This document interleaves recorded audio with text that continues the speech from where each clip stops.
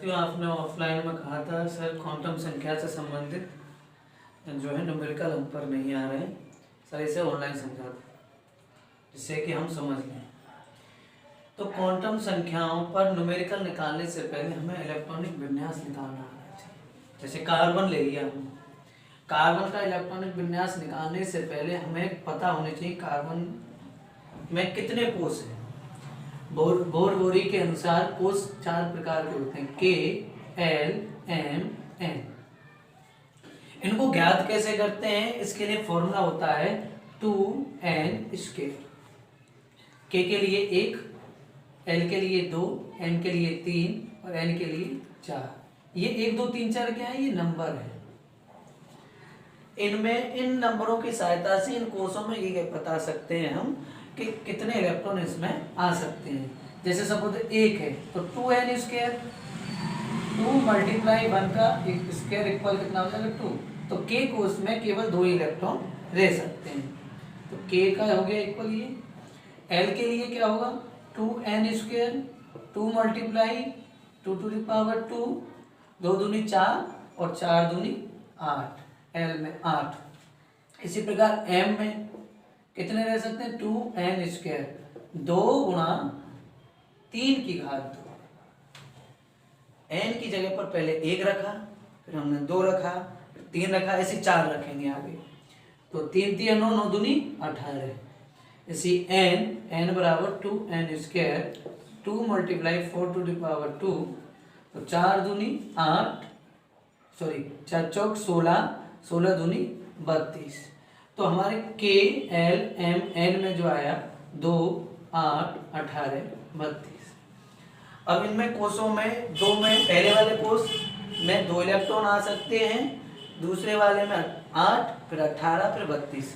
लेकिन अष्टक सिद्धांत हमारा ये बताता है कम से कम एक कोष में 8 इलेक्ट्रॉन तो हो। ठीक है।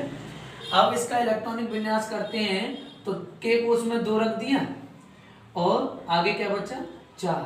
अब इलेक्ट्रॉनिक विन्यास कोष के आधार पर इलेक्ट्रॉनिक विन्यास तो हो गया, लेकिन ब्लॉक के आधार पर ब्लॉक कितने? S, P, D, F. तो एस 1, पी के लिए 2, डी के लिए 3 और एफ के लिए 4। अफवाह का सिद्धांत आप लोगों ने पढ़ चुका है। अफवाह के सिद्धांत के अनुसार कोषों को इनके बढ़ते हुए क्रम में जो है इलेक्ट्रॉनों को उनके बढ़ते हुए क्रम में रखा जाता है। तो इलेक्ट्रॉनिक विन्यास करेंगे तो 1s2, 2s2, 2p, 2 और 2 4 और 2 6, सही तो। तो बाह्यतम कोष में जो आपका ब्लॉक है, कौन सा ब्लॉक है? 2p ब्लॉक है, तो 2p² है। अब 2p² है तो मुख्य क्वांटम संख्या को जब हम निकालते हैं तो उसमें जो दे रखा है 2 के साथ, 2p के साथ जो 2 है, ये मुख्य क्वांटम संख्या n कोष है, n for 2 हो गया। अब दिग्वांशी क्वांटम संख्या निकालने के लिए फॉर्मूला होता है n बराबर l बराबर n-1। l बराबर होता है n से 1 कम, मतलब मुख्य क्वांटम संख्या से 1 कम। तो कोष निकल जाएंगे, इसमें कितने लिखेंगे? 2 में से 1 गया तो 1। l डिपेंड करती है m पर, l डिपेंड करती है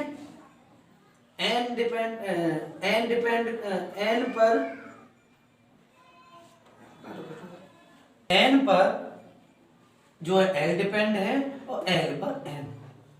प्रिय विद्यार्थियों, तो हमें ये ध्यान रखना है कि l के लिए m का मान आधारित है। तो m क्या है?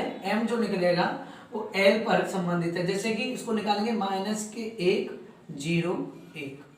सर हम इसे माने कैसे? तो इसके लिए m के लिए फॉर्मूला है m बराबर 2l + 1।